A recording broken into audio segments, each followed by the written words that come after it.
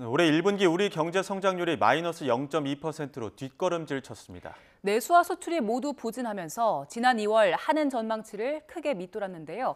자세한 내용은 최재 기자 연결해서 알아봅니다. 이혜원 기자, 우리 경제가 역성장, 그러니까 마이너스 성장률을 기록했다고요? 네, 한국은행이 오늘 올해 1분기 국내 총생산 GDP 속보치를 발표했습니다. 우리 경제가 얼마나 성장했는지를 보여주는 지표인데요.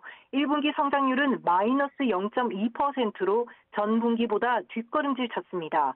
지난 2월 한은이 전망한 0.2%보다 무려 0.4%포인트나 낮습니다. 지난 2022년 4분기 마이너스 0.5% 이후 가장 낮은 성장률입니다.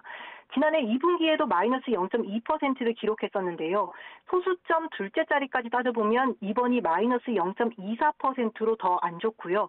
특히 지난해 2분기 성적은 직전 분기에 1.3% 깜짝 성장을 거둔 기저효과가 컸습니다.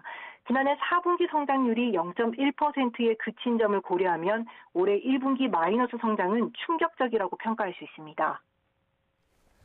이렇게 역성장한 이유는 뭡니까? 내수와 수출이 모두 안 좋았습니다. 구체적으로 살펴볼까요? 민간 소비와 정부 소비가 모두 0.1%씩 줄었고요. 이 건설 투자는 무려 3.2%, 설비 투자도 2.1%나 급감했습니다. 이렇게 내수 부진이 심해지면서 내수의 성장 기여도는 마이너스 0.6%포인트로 주저앉았습니다. 사실 내수가 안 좋다는 얘기는 지난 분기에도 있었는데 당시 내수의 성장 기여도가 마이너스 0.2%포인트였거든요. 이 수치가 올해 1분기에 더 내려갔으니까 내수 부진이 얼마나 심각한지 알 수 있습니다.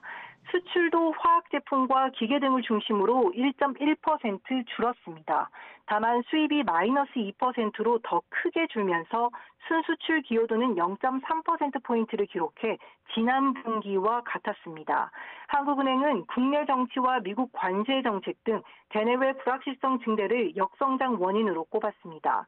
이런 이유로 경제 심리 회복이 지연된 가운데 건설 경기가 예상보다 부진했고 대형 산불 등 이례적인 요인까지 겹치면서 성장률을 끌어내렸다고 설명했습니다.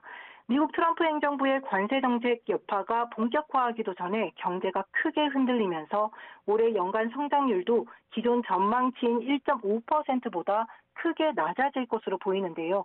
한국은행은 다음 달 29일 수정경제 전망 발표 때 구체적인 수치를 공개합니다.